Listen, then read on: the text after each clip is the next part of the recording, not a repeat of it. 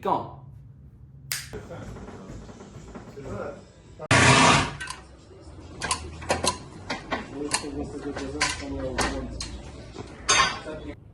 Hello, hello, hello. Here we are in the top floor. New windows behind us. It's completely transformative. Windows always are.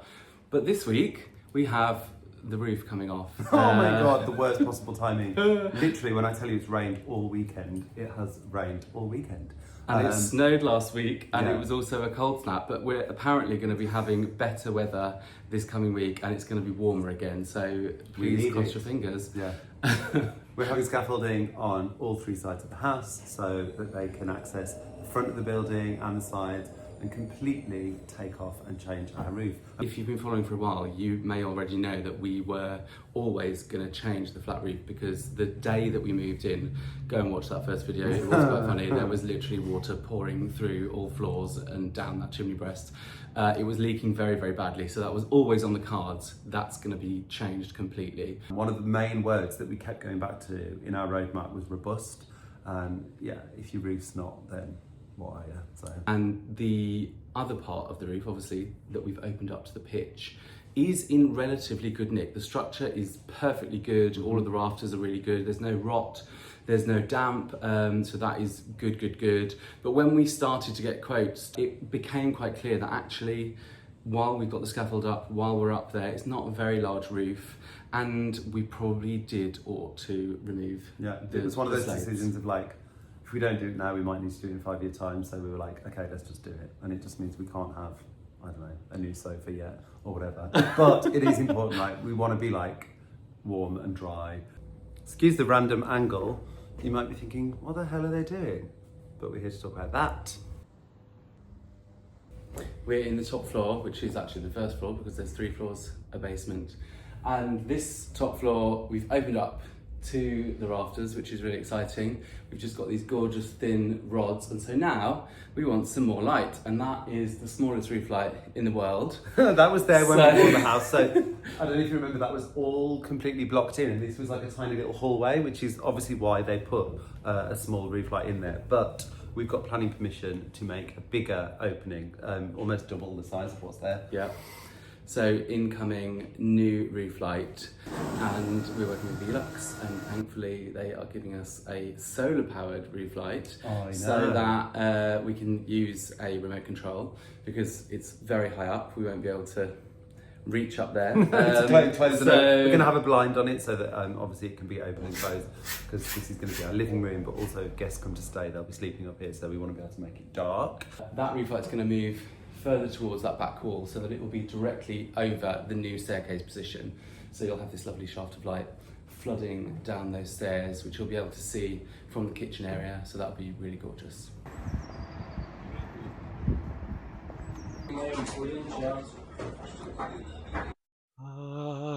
Welcome to the top floor.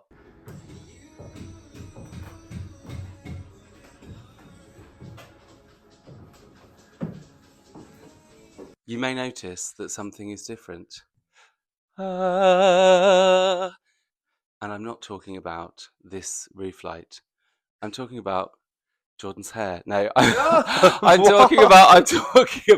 My hair isn't different. If you have noticed that there was a moment where we were saying the roof is coming off this week. Well, spoiler alert, that didn't happen that week. That was before Christmas, and we were rained off consistently, and so it hasn't happened until after Christmas, and now it's happened. The best laid plans, hey? Yeah, you've got to be flexible in these scenarios. The rain had other plans. It really, really did. In fact, we thought we had a weather window that the roofers could use, and the rain still came. So what are you going to do? But we're here.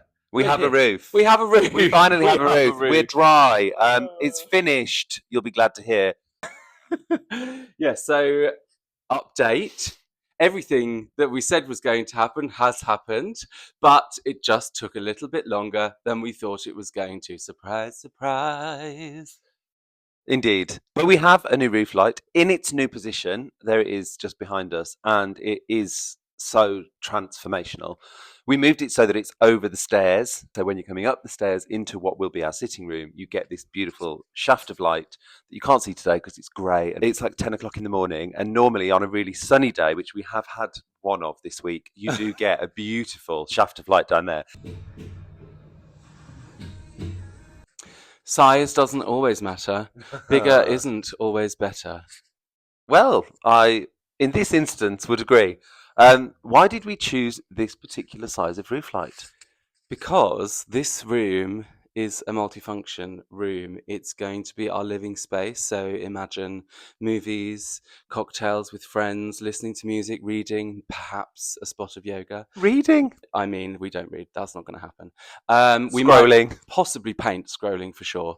And it needs to perform all of those functions. We need the ability to close off the light if we're watching movies. We need the ability, if a guest comes, to stay up here, because this is the guest room as well, that we can give them a peaceful night's sleep with no light blaring in their face. And there are quite a lot of street lights and things around this area, so that is important to be able to control that. There is a bathroom obviously behind us, so if guests stay, they can use that bathroom. Also, we have a huge amount of windows in this room. We're very, very lucky. Really gorgeous, original, big windows across the front. Not original, they're brand new. Well, these ones are brand new, but the openings are original. They are. So yes, spoiler alert, we're in Zone 1, centre of London, lots of light pollution, street lights everywhere, and we need to be able to make this room dark if people come to stay. So we didn't want a massive light in the ceiling. Also, we've just created this pitch. It's new, this had a flat ceiling before, and we love it, and we didn't want to sort of dot loads of things around it, so we're not having any spotlights up there, for example. And this roof light, to your point, really focuses your attention to that function, which is the new staircase. So it sort of creates a moment there. There's going to be a gorgeous pendant light hanging in the center. It creates a sort of demarcation of that zone in this big open space. What else does it highlight?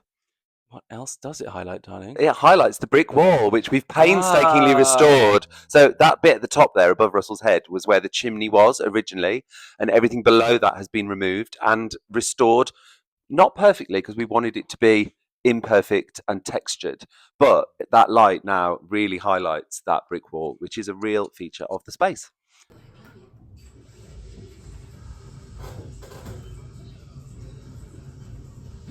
Can you see steam coming out of my mouth, by the way? I feel like I'm...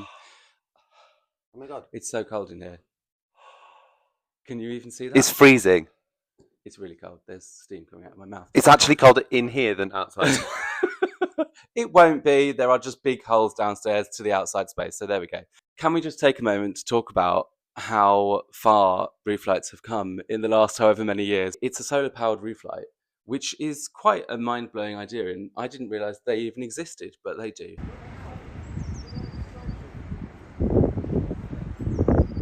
Which means you don't have to fit it to the electrics of the building, and it's powering itself, so the remote control works to open it and close it and do everything that you need to do, which is quite dreamy, especially when you have a roof like this high in the air. And especially as it's not always super sunny, I think it works on like a cloudy day too. So the roof did take a while to get started because of weather, but once it was started, it was really quick, which was quite a pleasing experience. It was surprisingly quick, actually. They did tell us it would be like 7 to 10 days, and it took probably 12 days, but 3 of those were rainy, so they couldn't come. So actually, it was probably quicker than we even expected. Yeah, I think they were only actually on the roof for 7 days, weren't they? So yep. That was dreamy. And we have got a new breathable membrane, then new battens and new slates. And so it's also got ventilation all the way across the ridge, ventilation down the side. So it's like a fully modern functioning roof on this beautiful heritage building that will hopefully mean the building lasts for much, much longer, and that damp and leaks are kept at bay. Another 100 years at least. At least.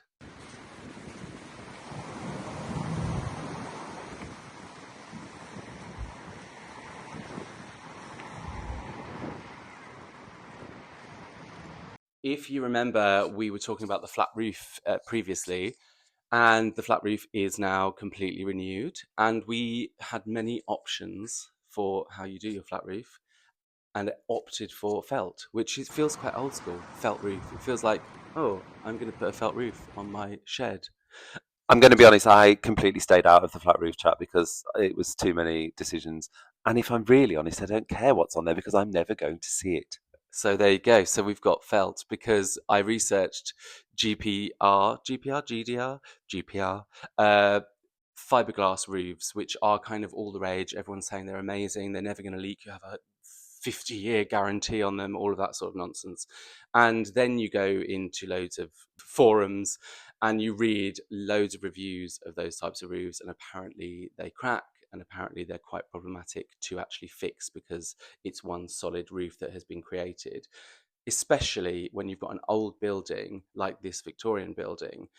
It's got lots of little nooks and a very strange shaped roof with a chimney in the middle of it. So the fiberglass option is not ideal for this scenario. Felt is much more accommodating, easier to repair, quicker to install. Thank you very much. Job done.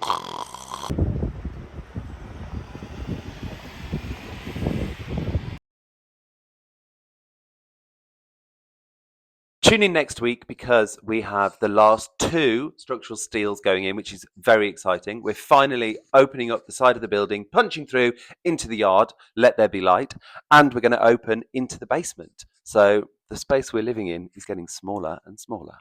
It's going to be a good one next week. Now that we're watertight, we can actually do fun things and see, hopefully, plaster going on walls. Can you imagine the excitement?